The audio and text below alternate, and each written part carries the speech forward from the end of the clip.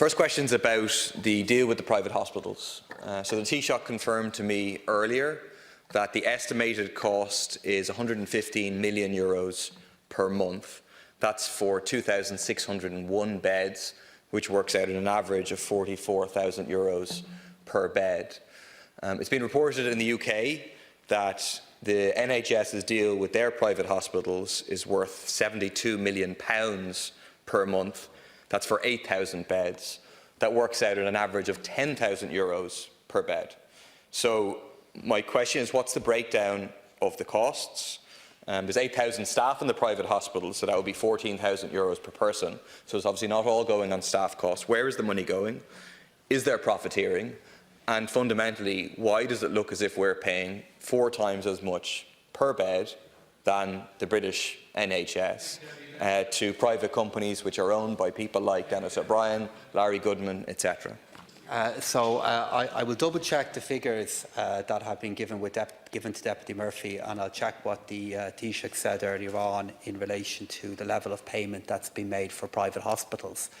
But, Deputy, the fundamental reason why we have access to this bed capacity is, in particular, because if COVID-19 intensified in the way it could, the beds that are available in the private hospitals, and in particular their intensive care facilities, could play a critical role in keeping our country safe and avoiding loss of life and keeping more citizens healthy.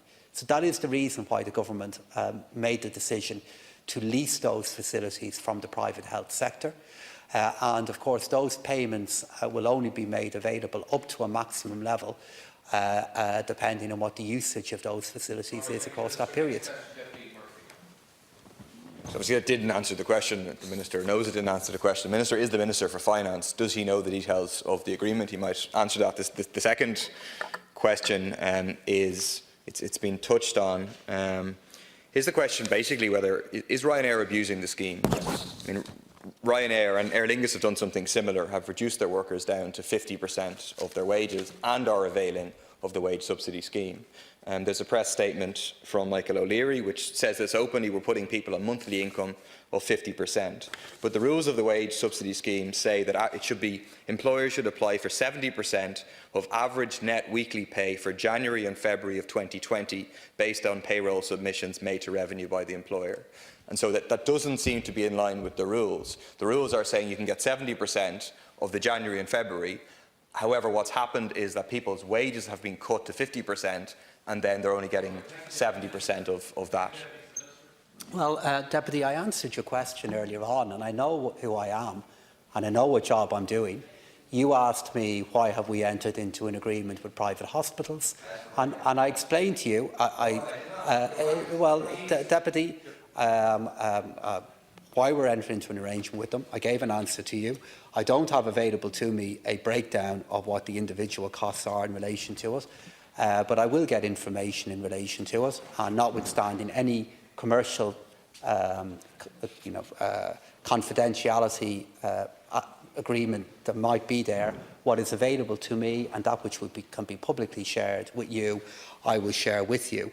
In relation to whether any individual company is participating on the scheme or not, I'm not in a position to comment on any company who is on the scheme, but I will say that it is my absolute expectation that the subsidy that the taxpayer is making available to any particular company, that the full value of that subsidy should be passed on.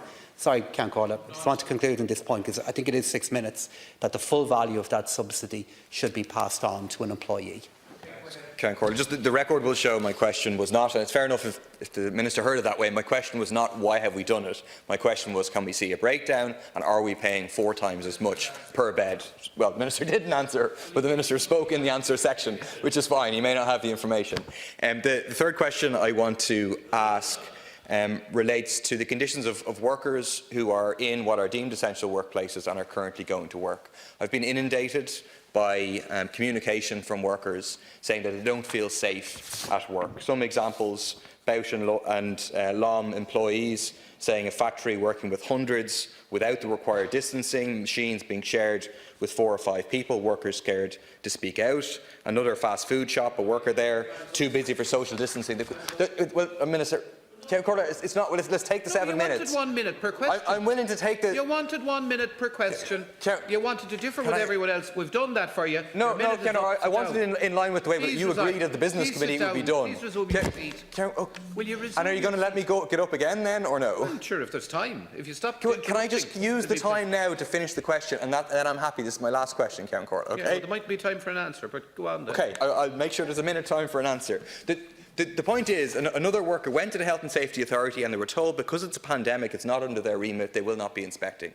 And that's the issue. The Health and Safety Authority has publicly said it's not our job to enforce the HSE guidelines COVID-19. We cannot do workplace inspections. That's a huge problem, and it can easily be resolved. It can be resolved by the Minister signing a ministerial order under Section 35 of the Health, Safety and Welfare at Work Act to expand the powers of the HSA to cover the COVID-19 guidelines. Will the Minister do that? 57 seconds. Thank you, Ken.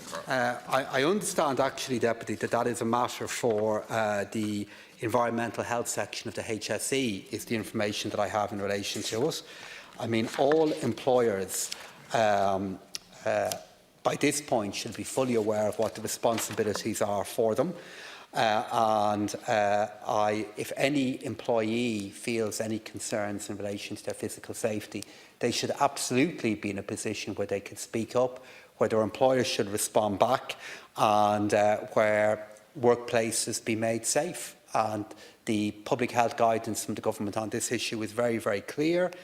The National Public Health Emergency Team has issued guidance on this. And I also understand that the NSAI has provided COVID-19 workplace protection and an improvement guide to assist workplaces in this area. Thank you, Minister. Only essential sites are allowed to remain open.